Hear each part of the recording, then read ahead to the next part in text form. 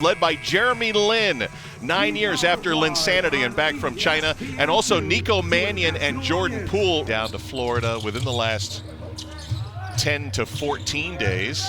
Nico Mannion dropping a triple, 5-0 Santa Cruz. Second straight year.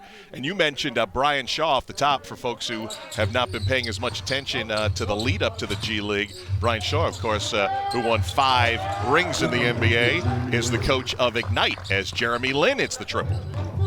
With Brian Shaw, as that shot is missed there, is he's got a big body. He kind of related him, didn't he, to like a running back who feels like he knows how to leverage his body, as Santa Cruz gets another three-pointer from Jeremy Lin.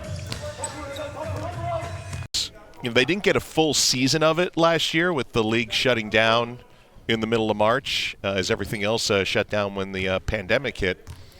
Was about 6 to 8 minutes a game, shaved off with all the different kinds of rules they have. There's a trend knowing they finally get their TV exposure. Yeah, finally get a chance for people to see what they can do. Ignite started slow, but the second team has been impressive in the first quarter.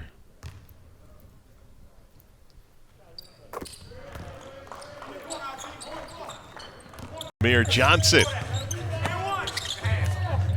got stripped of the ball by Lin on the baseline. Shot clock is off here for the end of the first quarter.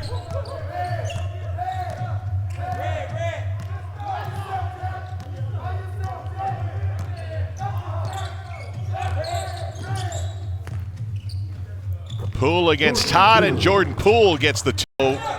The level, the quality of player doesn't drop off too much, right, from first to second team? Yeah, coaches were saying it's like having 2 first-team groups on your roster. Three-pointer out of the corner for Jordan Poole. Able to do that driving to the rim. Jalen Green just turned 19 yesterday from Fresno, California. He's the #1 prospect coming out of his high school class, as Santa Cruz hits another 3 from the wing. 2.5 minutes of the second quarter.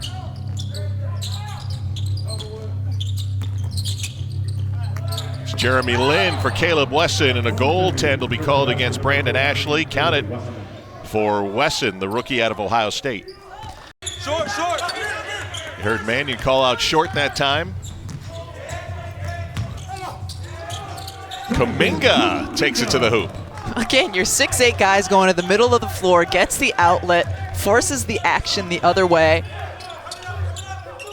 Jonathan Kuminga, a guy who opened some eyes from those who had a chance to watch him the workouts at Walnut Creek, and now opening up eyes for the rest of us and a television audience as Axel Toupon hits from outside. And the last team playing with the Philadelphia 76ers, Game 7 in Toronto, which was widely remembered as the game that Kawhi Leonard hit the game winner on that 4-bouncer off the rim, and Toronto went on to win a championship. Jeremy Lin was there too. That was his last year in the NBA 2 years ago. As we go under 3 minutes of foul and free throws coming. Jeremy Lin with 12 points so far in this game off the bounce. We're used to seeing that. Double team. Lin and Mwugbe that time. Lin takes the big man Amir Johnson, gets swatted as he tried to spin on the dotted line. 1 free throw for 2 points for Jeremy Lin. Field for 16 points. And as you pointed out earlier, not just making the shots, but they are all so pure. That he backed up Steph Curry back in Steph's formative days 10 years ago. We mentioned Jeremy Lin, who ran into the shoulder of Amir Johnson. It's been a rough day for him. Looks like he got it scratched underneath the neck as well.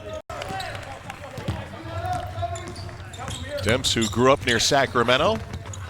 That time Jeremy Lin gets 2 back against Demps. Got a chance to play for his hometown Sacramento Kings on a 10-day contract a couple of Marches ago. In fact, he never got. It's a little different because it's Brian Shaw is the system. He's been tasked with building this from the ground up. And, of course, he's got so much time underneath as Jeremy Lin got fouled that time. Jeremy Lin's just getting beaten up here so far. Ice this one away with 9/10 of a second to go.